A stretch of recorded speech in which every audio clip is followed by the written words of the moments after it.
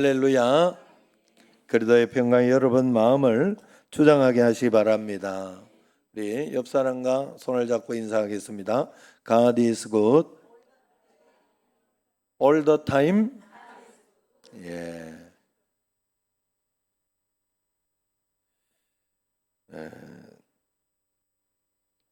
저도 예배 시간에 인사하고 막 이런 거 굉장히 싫어해요.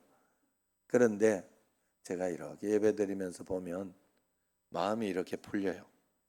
그냥 억지로 웃는 거거든. 억지로 이렇게 좀 어색한데도 이렇게 보고 또 그러면 그런 가운데 또 굉장히 활발한 분도 계시고 해서 억지로라도 이러면 마음이 조금 풀려요.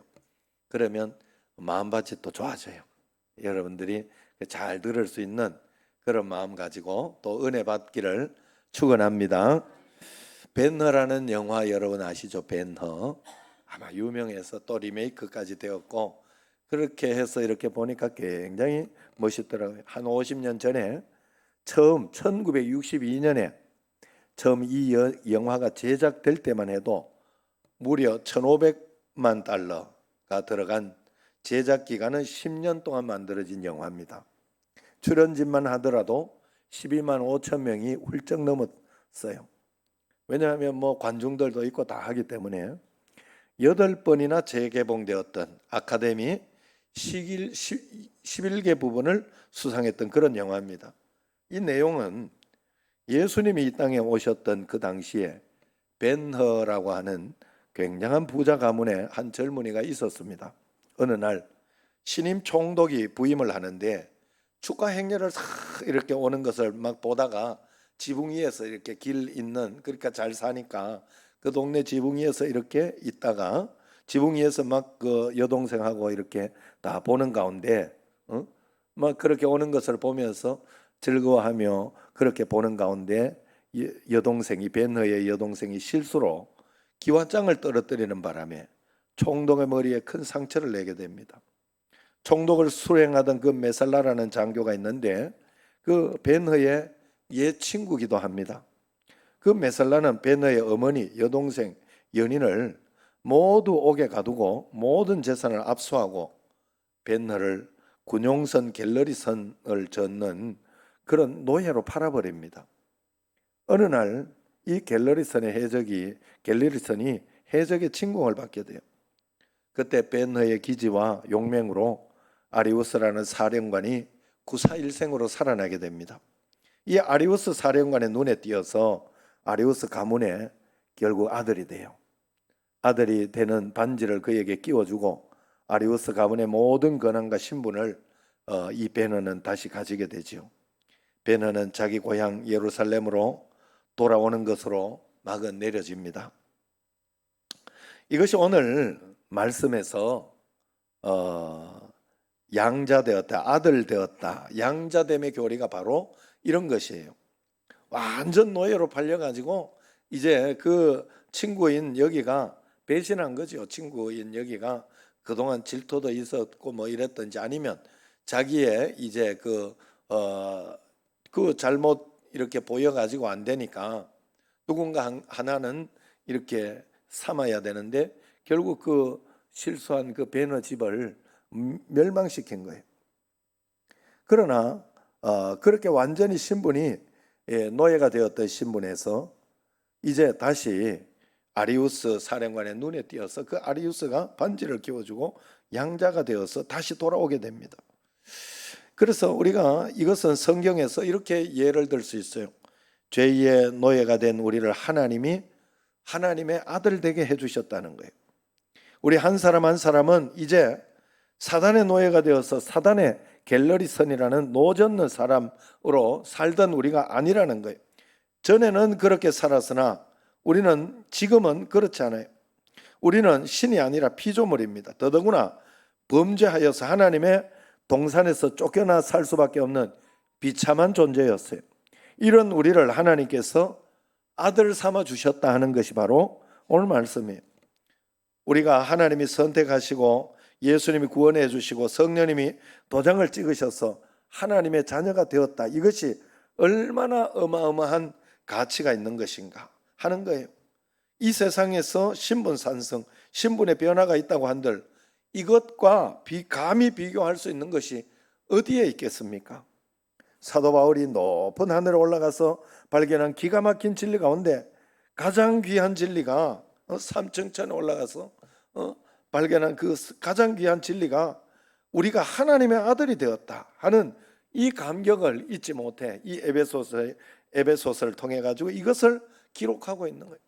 로마서 이후에 에베소서가 제2의 로마서 복음이라 할 정도로 그렇게 귀하게 쓰여 있습니다. 당시 로마의 귀족이나 부자의 눈에 띄어서 배너처럼 노예가 부잣집의 양자로 들어가는 일이 왕왕 있었습니다. 이 당시에 최고의 뉴스거리 하나가 있었어요. 한 노예가 황제 아들이 됩니다. 아들이 성장해서 황제가 된 거예요. 주후 284년 무려 25년 동안 로마를 통치했던 디오클레티아누스 황제를 말합니다. 모르긴 하지만은 가장 인생 밑바닥에서 가장 인생의 절정을 경험한 최고의 변화, 최고의 신분 상승을 경험했던 인물이 바로 이 황제가 아닌가 생각을 합니다. 그런 기회가 있었던 거예요.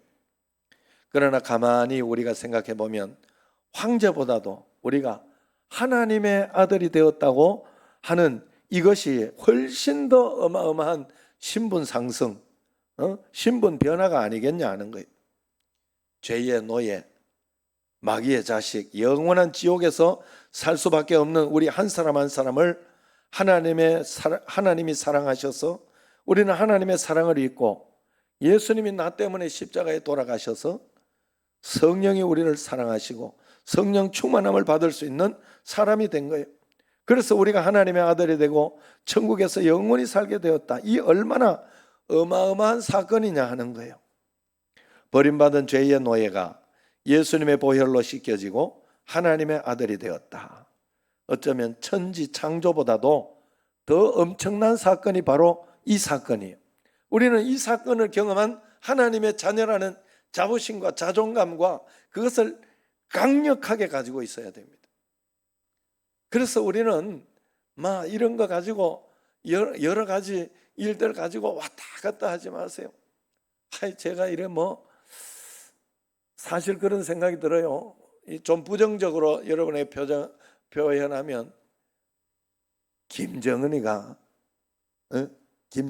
그거는 나보다 한참 어리니까 김정은이가 백마를 타면 어떻고 지가 뭘 살라 하면 못 사겠어요. 여기 명품을 차면 뭐하고. 김정은 자체가 이미 그쪽에서는 하늘 신인데 명품을 찾다고 내가 명품 찾네 이런 생각을 가질까? 그렇게 가지면 참 우스운 거지. 참 우스운 거죠.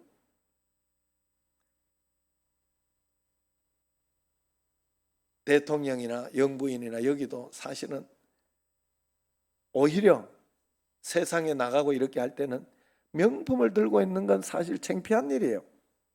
내가 생각하기는 그 브랜드로. 대통령인데 영부인 더 이상 뭐가 필요해? 뭘 차고 있어야 돼?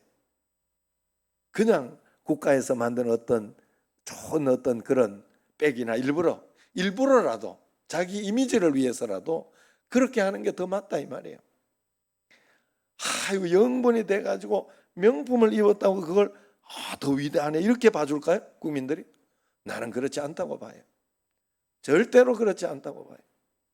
그래서 거기에 대한 그것으로 우리가 하나님의 자녀가 되었다는 것은 그런 어떤 세상적인 어떤 그런 가치관과 이런 것에서 벗어났다는 뜻이에요. 우리는 하나님이 생각하는 가치를 가지고 하나님의 말씀대로. 그래서 그러면 신앙생활하는 우리의 믿음의 가치관이 바뀌는 거죠. 그래서 오늘 제가 설교를 들은 가운데 재밌는 이야기를 들었어요. 예전에 내가 이렇게 예화로 해준 것인데 오늘 또 한 번 더 들으니까 참 맞다. 정말로 그러면서 더 감동이. 내가 다 예화를 하고 알고 있는 것임에도 불구하고 감동이 되더라고. 뭐냐? 우리가 토끼 토끼의 가치관을 가지고 사는 것이 아니라 우리는 거북이의 가치관을 가지고 살아야 된다. 토끼는 경쟁 의식을 가지고 살았다는 거예요. 그래서 남과 비교 의식을 가지고 그러면서 인생을 살았다는 거예요. 그러니까 거북이만 이겨냈으니까 그냥 푹 쉬는 거지. 이거 이겼다 이러면서 남 이기는 재미 그걸로. 그러나 거북이는 목표가 토끼가 아니었다는 거예요. 토끼가 아니라 목표가 결승점이라다. 결승점. 그래서 토끼가 앞에 가도 신경 쓰지 않았고 잠자고 있어도 신경 쓰지 않았다는 거예요. 잠잤기 때문에 토끼가 기뻤지 않았다는 거예요. 그냥 묵묵히 자기의 길을 갔다는 거예요. 우리 신앙생활의 인생이 이래야 된다는 거예요. 하나님은 큰 교회라고 하나님이 더 기뻐하시고 작은 교회라고 덜 기뻐하시고 그렇지 않다는 거예요.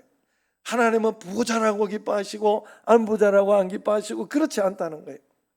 하나님은 우리 각자의 인생을 귀하게 여기는 거예요. 우리는 거북이의 목표를 가지고 하나님이 내게 주신 인생을 하루하루 한 걸음 한 걸음 감사하며 살아가면 그것이 참으로 복되고 은혜롭고 좋은 것. 그 자부심, 자존감을 가지는 게 하나님의 자녀가 되었다는 뜻이에요. 우리가 그런 자부심과 자존감을, 하나님은 우리에게 주신 행복이 있어요. 각자에게. 그것이 얼마나 좋은지 몰라요. 그러니 하나님 앞에서 우리가 그런 마음 가지고 매일매일 살아요. 그래서 죄의 노예, 마귀의 자식, 지옥에 살 수밖에 없는 우리를 하나님은 십자가의 죽으심으로 나를 건져주셨던 이 어마어마한 사건, 버림받은 죄의 노예가 예수님의 보혈로 씻겨지고 하나님의 아들이 되었다. 어쩌면 천지창조보다 더한 것입니다. 이전의 저주, 허물, 죄악, 모든 징벌이 내게서 다 벗겨졌다는 거예요. 새로운 신분, 새로운 관계 속에 들어가게, 이제는 내가 내 안에 예수님이 계신 거예요. 그게 바로 하나님의 아들이 되었다는 사건입니다. 우리가 하나님의 아들 된 거, 이것이 바로 여러분 부자 되는 일과 비교할 수 있겠습니까? 내 자식들이 성공하는 일과 비교될 수 있겠습니까? 좋은 대학에 들어가고 좋은 직장에 들어가는 일과 내 병이 낫는 일과 그 귀한 일들이지만 감히 그게 비교할 수 있겠어요? 노예보다도 더 비참한 존재였던 우리들이 멸망받을 수 있고 저주를 덧입고 살아갈 수 없는 지옥의 권세에 휩싸여 살아갈 수밖에 없는 우리가 구원받아 하나님의 아들이 되어서 영생을 얻어 영원한 천국 백성으로 살아가게 되었다 하는 거예요. 우리가 이 사실이 엄청난 것인가 하는 사실을 깨닫게 되면 하나님의, 우리는 이 에베소 말씀을 읽을 때 화들짝 놀라야 됩니다. 그리고 눈물이 왈칵 쏟아져야 돼요. 가슴이 벅차올라야 돼요. 누가복음 15장에 보면 그 유명한 탕자 이야기가 나옵니다. 아버지를 버리고 가족을 떠나 먼 나라에 살던 아들이 허랑방탕하고 거지가 되어서 돌아오면서 아버지라 일컬음을 나는 받을 수가 없다, 그냥 종으로도 괜찮다 하고 그렇게 돌아와서 아버지께 이야기를 합니다. 그러니 동네 사람들은 배신자가 돌아왔다 이야기하지만은 아버지는 배신자가 왔구나 그런 이야기를 하지 않았어요.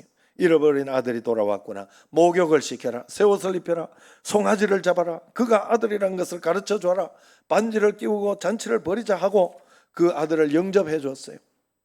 아버지가 목욕시켜라, 새 옷 입혀라 했던 것처럼 오늘 본문 4절 5절을 보면 하나님은 우리에게 이렇게 말해요. 같이 읽어봅시다. 곧 창세전에 그리스도 안에서 우리를 택하사 우리로 사랑 안에서 그 앞에 거룩하고 흠이 없게 하시려고 그 기쁘신 뜻대로 우리를 예정하사 예수 그리스도로 말미암아 자기의 아들들이 되게 하셨으니 그랬어요. 할렐루야. 하나님은 창세전에 나를 선택하셨다 합니다. 내가 그런 사람이 된 거예요. 하늘을 만들고 땅을 만들고 온 우주를 만들고 지구상의 모든 생물을 만들기 이전에 하나님의 창조 계획 속에 내가 있었다는 거예요. 왜? 하나님은요, 사실은 우리는 시간을 이렇게 크로노스로 처음이 있으면 끝이 있는 그런 시간, 직선적인 시간으로 이렇게 보지만은 하나님은 영원이시니까 이 위에서 카이로스의 시간, 이게 그걸로인지는 모르겠어요. 내가 정확하게 이게 맞다고 생각을 하는데 어쨌든 카이로스의 시간으로 처음과 끝을 다 보고 계신 하나님. 그래서 예정을 이야기할 수 있는 거예요. 그 계획 속에, 그래서 있다는 거죠. 얼마나 어마어마한 사건이에요. 여러분, 하나님의 자녀인 여러분 그리고 저는 어쩌다가 이 땅에 태어난 게 아닙니다. 내 아버지 내 어머니가 결혼해서 아버지 어머니 밑에 어쩌다 태어난 존재가 아니라는 거예요. 내 아버지 어머니의 육신을 빌어 태어났지만은 그 영혼은 창세전에 하나님의 계획 안에 있었다는 것입니다. 이게 예정이에요. 예정론. 이게 어마어마한 교리예요. 예정론 교리는 너무나 신비합니다. 아무렇게나 쓸 수 있는 게 아니에요. 한 신학생이 여자 청년에게 프로포즈를 했어요. 이 학생이 딱지를 놓습니다. 그러니까 신학을 안답시고 하는 말이, 당신은 아무리 발버둥 쳐도 내 곁에서 떠날 수 없어. 당신은 내 아내가 되도록 하나님이 예정하셨어. 이러면서 이야기를 하는 거예요. 이게 이렇게 쓸 수 있는 예정이 아니에요. 그런 말이야. 전혀 거기에 쓰면 안 됩니다. 그렇게 써먹으라고 있는 교리가 아니에요. 예정 교리는 반드시 내가 구원을 말할 때만 써야 돼요. 구원론에서만 쓸 수 있는 것 교리입니다. 예라는 말은 미리 이전에 그런 말이에요. 미리 이전에. 시간적인 얘기가 아니고 내가 이 땅에 태어나기도 훨씬 이전에 이 말이에요. 내가 예수님 믿기도 훨씬 그 전에, 내 공로가 있기 훨씬 이전에, 내 선행이 있기 훨씬 이전에 오직 하나님의 계획에 의해서 하나님의 은혜에 있어서 내가 하나님의 자녀로 선택을 받았다. 이게 바로 예정론이에요. 예정교리예요. 하나님은 천지 창조를 하실 때 이 세상에 누구와 의논하지 않았습니다. 우주 만물을 만드실 때 이 세상에 누구의 도움도 필요했던 것이 아니에요. 오직 하나님의 계획에 의해서만, 하나님의 뜻에 의해서만, 하나님 손에 의해서만 이렇게 우주 만물이 만들어졌습니다. 11절 보세요. 모든 일을 그의 뜻대로 그의 뜻의 결정대로 일하시는 이의 계획을 따라 우리가 예정을 입었다 그랬어요. 하나님이 나를 구원하신 일들도 누구와 의논한 것이 아니고 어떤 조건을 보고 하신 것이 아니고 하나님의 은혜예요. 하나님의 사랑, 하나님의 계획 안에 내가 하나님의 자녀가 된 거예요. 이게 바로 예정론 이전이라는 뜻이에요. 예정론에 100% 하나님의 계획, 100% 하나님의 선택, 100% 하나님의 은혜, 사랑이라는 거. 나는 그런 선택을 받은 사람입니다. 예정론을 우리가 출발점으로 삼으면 이상해져요. 안 돼요. 그러면 예정론이 아니에요. 출발점으로 사는 예정론은 예정론이기 때문에 하나님이 나 다 선택해놨으니까 나는 전도할 필요도 없고 예수 잘 믿을 필요도 없고 선행할 필요도 없고 교회 다닐 필요도 없고 하나님 다 알아서 할 텐데 마음대로 놀기만 하면 된다. 이러면 이게 얘기가 안 됩니다. 그건 운명론이고 숙명론이에요. 우리가 미리 이렇게 하는 건 예정이 아니에요.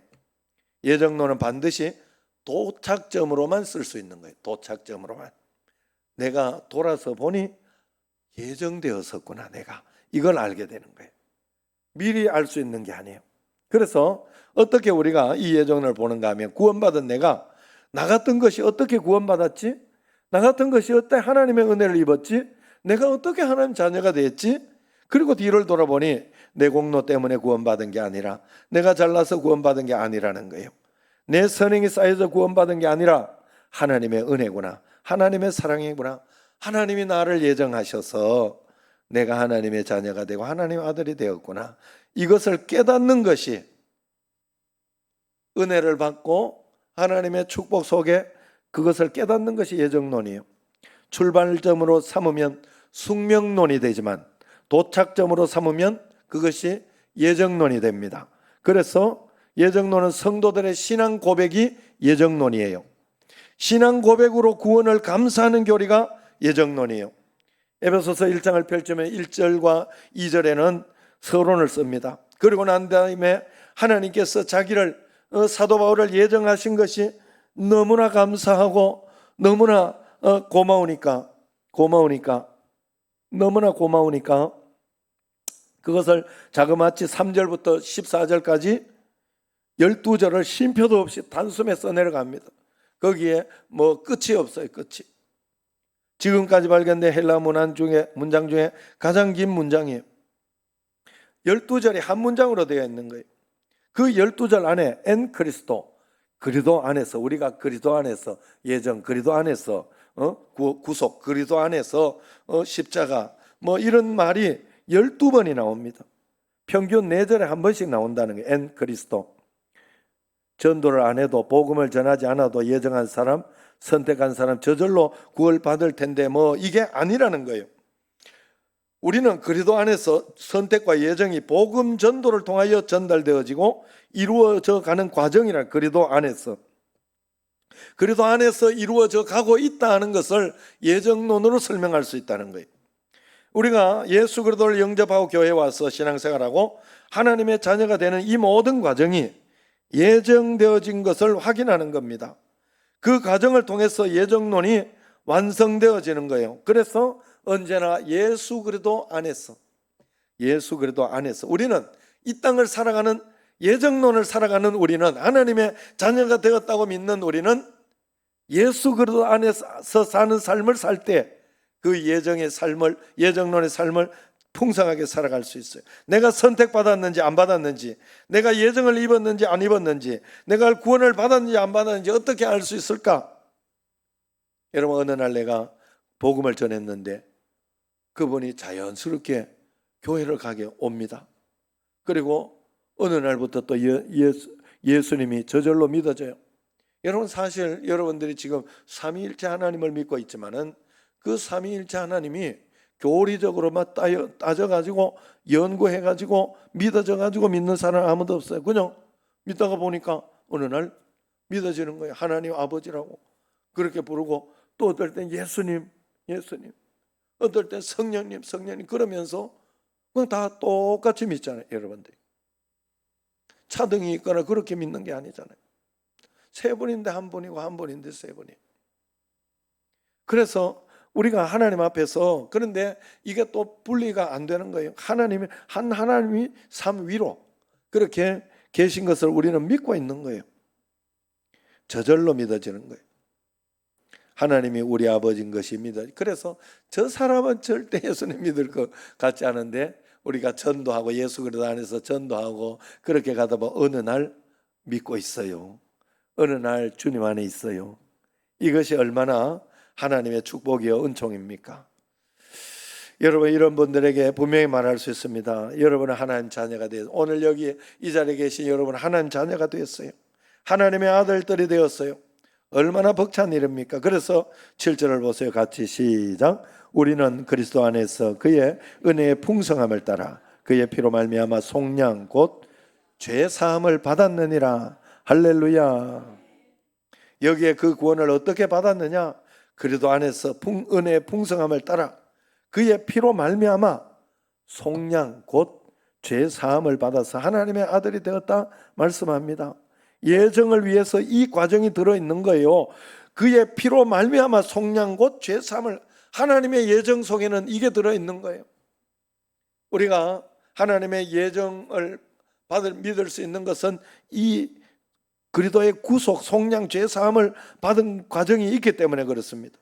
로마의 귀족들이나 부자들은 돈 주고 노예들을 사서 자유를 주기도 하고 아들 삼기도 합니다. 그런데 사단의 노예가 되고 죄의 노예가 되고 지옥의 저주 안에 있는 우리는 돈으로 살 수 없어요. 명예로 살 수 없어요. 건강으로 살 수 없어요. 이 세상에 무엇으로 살 수 있는 것이, 우리가 건진받을 수 있는 대가 지불할 수 있는 것은 오직 피는 피로, 예수 그리스도 십자가 보혈의 피로, 대속의 피로 구원받았다 하는 거예요. 창조주 되시는 하나님의 외아들 예수 그리스도가 인간의 옷을 입고 이 땅에 오셔서 피 흘려 죽으심으로 하나님의 아들이 된 겁니다. 이게 은혜요, 공짜 거저 주시는 바 하나님의 은혜라고 오늘 본문이 말이에요. 여러분, 참 신기하게 우리는 공짜를 싸구려라고 생각해요. 공짜를 귀하게 여기지 않아요. 공짜 선물을 받았지만 하나님은 너무나도 엄청난 희생을 치렀어요. 그걸 아는 사람이 하나님의 귀한 축복을 더 받을 수 있어요. 그래서 그런 사람이 예배를 귀하게 여기고, 그런 사람이 기도를 귀하게 여기고, 그런 사람이 말씀을 붙잡아요. 그런 사람이 말씀에 나는 죽어도 갑니다. 어떤 일이 있어도 흔들리지 않겠습니다. 오늘 저도 이 김영생 선교사님도 이렇게 이야기하고 가면 여러분 뭐 헌금 이것도 하고 저것도 하는데 부담되죠. 그래서 제가 구역자님들 보고도 감동되는 대로만 해라. 내가 이 정도 여유가 있고 마음속에 이건 해야 되겠다. 감동이 되면 해라. 분명하게 말씀드렸어요. 감동 안 되는 거 하지 마세요. 하나님 그거 굳이 받지도 않아요. 그래서 여러분 마음속에 오늘 내가 그래가지고 이것저것 이야기하다가 전 노회장 우리 이시몬 목사한테 거기는 김영생 선교사를 알아요. 같이 운동을 해서. 그래서 김영생 알지? 이러니까 알지. 그래. 어디 있어? 이런 그래 이야기하다가 내가 이걸 보내주면서 지금 지난 금요일에 그랬다고 그러네 이러면서 이야기했더니 바로 막 거기서 50만 원을 보내. 그래가 나한테 문자로 50만 원을 보냈다 이러더라고. 내가 고맙다. 어떻게 그렇게 할 생각했냐? 그러니까 그래 내가 만나가 이야기를 했더니 내일 가면 40만 원 돼 이러더라고. 하루 지나면 은혜가 팍 식어가지고 이게 그 모레 가면 30만 원 된대. 그래 그러니까 감동될 때 해야 된대. 야 역시 그러니까 뭘 해내더라고. 그 양반이 개척교회 해가지고 지금 그렇게 하지만은 노회 전체를 꾹 쥐고 가는 분이거든요. 그래서 저 양반은 참 저런 게 있구나. 내가 그런 마음이 들었어요. 감동이 됐어요. 그래 여러분 우리가 하나님 앞에 기도해서 우리는 말씀 가운데 이 땅에서 가치 있고 보람 있는 게 뭐가 있겠어요? 여러분 뭐가 있겠어요? 그래도 우리가 선교하고 전도하는 건 남습니다. 왜냐하면 하나님이 다 기록해 놓고 보고 계세요. 그러니까 우리는 세상에서 다른 것으로 이렇게 뭔가를 하려고 하지 마세요.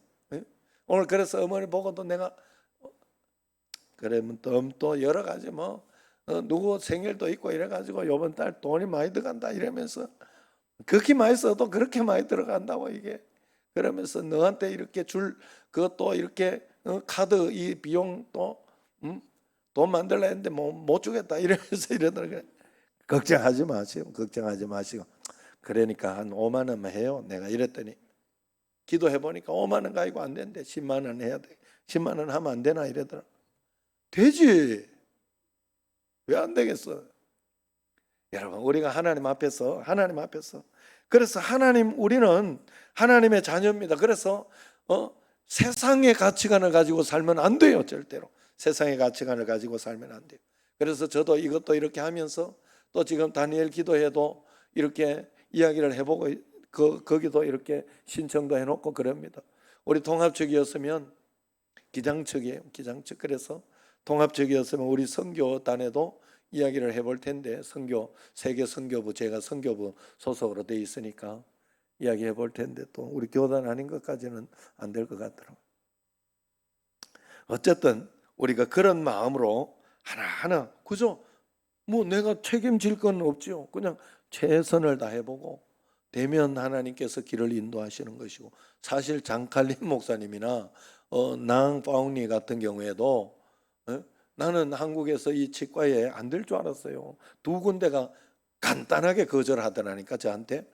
간단하게 그냥 와서 보는 건 되지만 와서 보고 실습 한 번 정도 한두 번 하는 건 되지만 그렇게는 안 됩니다. 이렇게 이야기를 하더라고. 나 여기도 안 될 줄 알아요. 그런데 이분은 안수 집사님이에요. 안수 집사님. 여기 치과. 그래 요번에 장로님 될 뻔하다 못 됐나 봐. 그래서 여러분 장로님 되게 기도를. 그런데 거기 이제 제3교회 거기 다니는데 그래 그분한테 제가 이렇게 말씀을 드렸어요. 정말 우리는 서로 그냥 카톡이나 나 전화번호도 원래 몰라요. 그런데 내가 물어가지고 그 교회에 물어가지고 그 목사님 부목사님한테 물어가지고 내가 이렇게 받아가지고 문자를 해가지고 이렇게 했는데 뭐라고 했는가 하면 선교를 위해서 필요하니 좀 할 수 있으면 해달라. 그랬더니 이분이 거기에 감동이 된 거예요. 믿는 사람은 뭐가 달라도 달라요. 그래 1년에 가만 보니까 1년에 한두 번씩 꼭 단기 선교를 또 따라간대. 다른 사람이 가자 하는 거 거절을 못해서 따라간대. 자기는 신앙이 있어 가는 건 아니고 거절을 못해 따라가. 그게 신앙이더라고. 어머니가 그렇게 그 자녀를 위해 기도한 권사님이더라고요. 그러니까 그래 길이 열린 거예요. 장칼림 목사도 여기 한국에 오는 거를요, 내가 노회장이 되고 이렇게 하니까 총회하고 연결이 되고 이래가지고 그 길을 알은 거예요, 제가. 그래가지고 하니까 열리더라고. 처음에는요, 막 고생 많이 했어요. 제가 인천 여기 또 가보고 막 이렇게 하는데 안 되더라고. 그래서 안 되는 줄 알았어요, 나는. 초청이 안 되는 줄 알았어요. 열리더라고, 길이. 아, 하나님 뜻이구나. 그래서 그냥 열어가 보는 거예요. 그래, 앞으로 어떻게 될지 모르죠. 그저 하나님 의지하면서 한 걸음 한 걸음 가면 됩니다. 여러분, 그러므로 우리는 다른 건 몰라도 이 자부심 하나를 여러분 가지고 꼭 가지고 있어야 돼요. 나는 예수님 핏값을 가지고, 예수님 짤이잖아요. 예수님 짤이. 이건 여러분들이 여기에다가 꼭 1,000만 원짜리, 1억짜리, 100억짜리 이런 걸 집어넣어 봐야 돼요. 사람 목숨값이에요, 우리는. 예수님 목숨값이라고. 예수님 짤이 1,000만 원짜리가 아니에요. 1억짜리가 아니에요. 예수님 짤이에요. 그러면 자부심과 자존감을 가져야 돼. 어떤 일에 있어도 여러분들이 낙심하고 실망하면 안 돼요.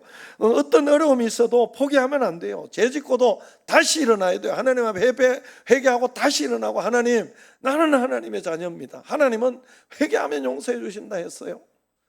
자녀 용서 안 해줄 사람이 어디 있어요, 자녀를. 자녀는 용서해줘요. 자녀가 도망가는 것은 대책이 없어요. 자녀가 집을 안 들어오는 건 대책이 없어요. 보면 끌고 들어오지만, 그렇게라도 들어오지만, 그래서 하나님이 유일하게 못하는 거, 내 마음을 자유의지를 가지고 안 하는 것을 강제하지 못해요. 우리에게 하나님은 감동을 주셔서 하도록 유도하고 좀 해라 이야기하며 감동을 주고 말씀은 하시지만 머리채 끄댕이를 잡고 강제하지는 않아요. 절대 강제. 오늘 예배 오는 거, 여러분들이 어떤 이유에 왔든지 여러분의 자유의지로 오신 거예요. 그건 하나님이 받으시는 거예요. 그래서 기왕 오신 거 하나님 앞에 감사한 마음으로, 야, 내가 여기 올 수 있었구나. 그 구원 얻은 마음으로 당당하게 살아야 돼요. 조롱받지 말아야 돼요. 품위 있게 살아야 돼요. 자신감 있게, 위험 있게 이 땅에 살아야 됩니다. 이것이 바로 예정을 입어 구원 얻은 우리가 살아가는 방식이요, 믿음이요, 실천입니다. 여러분, 매일매일 나는 예수님 짤이라는 믿음을 가지고 당당하게 믿음 있게 주님 앞에 살아가는 여러분과 저가 되기를 주의 이름으로 축원합니다. 기도하겠습니다.